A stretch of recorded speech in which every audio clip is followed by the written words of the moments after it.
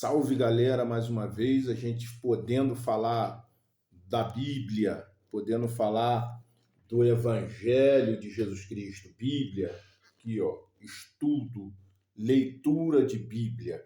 Isso é importante para aqueles que querem seguir o Evangelho, ter o costume, adotar o hábito de ler, de estudar a Bíblia, para não ser enganado, para não ser levado por palavras de falsos mestres, falsos ensinadores que só querem ganhar dinheiro em cima dos crentes.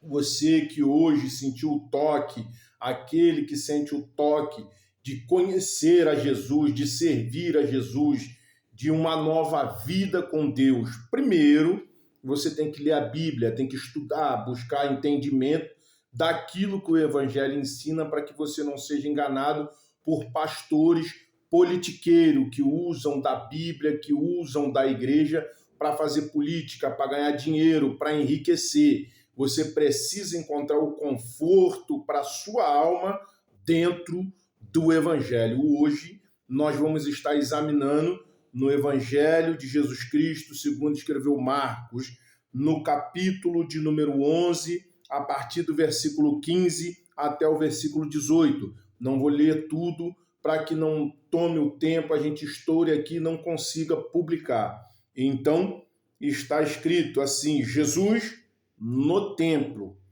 e diz assim, e foram para Jerusalém. Quando Jesus entrou no templo, começou a expulsar os que ali vendiam e compravam. Derrubou as mesas dos cambistas e as cadeiras dos que vendiam pombas. Eu vou ler o versículo 18, que diz assim, e os principais dos sacerdotes e os escribas ouviram isso e procuravam uma maneira de matar Jesus, pois o temiam, porque toda a multidão se maravilhava da sua doutrina.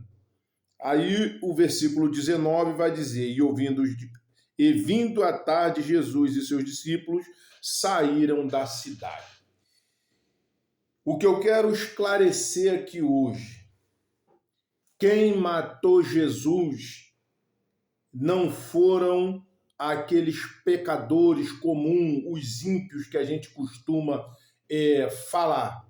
Quem matou Jesus foi os líderes da religião no tempo de Jesus. Os que crucificaram e buscavam todo o tempo matar, neutralizar os ensinamentos de Jesus foram os escribas, os sacerdotes, os líderes religiosos da época. O que eu quero esclarecer aqui hoje, se Jesus estivesse hoje em carne como homem, andando no meio de nós, no Brasil, ele seria crucificado de novo pelas lideranças que hoje atuam buscando dominar a política para que não paguem impostos, para que tenham benesses daquilo que os governos possam dar, seja ele de direita, seja ele de esquerda. Então, você não pode ser enganado, não pode ser levado por esse tipo de coisa. Você que crê em Jesus Cristo, quando algum politiqueiro, algum pastor politiqueiro chegar para te ensinar, para falar, dizendo que está falando de Jesus e querer te induzir politicamente, fazendo você odiar o seu irmão, porque um vota para a direita, outro para a esquerda, outro para centro, você foge dessa coisa, foge desse negócio. Porque Jesus ensinou que nós devemos amar a todos como nós amamos a nós mesmos. Então, a partir do momento que você estiver em algum lugar buscando aprender as coisas de Deus e alguém te ensinar usando da palavra para fazer política, você fuja. Porque quem matou Jesus foi os escribas, foram os fariseus, foram aqueles que tinham o maior contato com a política e com a religião. Então, na época que Jesus fora crucificado, aprenda isso.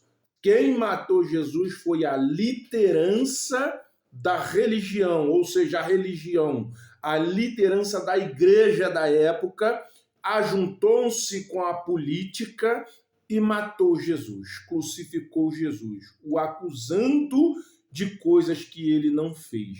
Mataram um homem justo, que ensinava o bem, que curava pessoas, que ensinava que nós devemos amar, que nós devemos amar a Deus acima de tudo e ao teu próximo como a ti mesmo.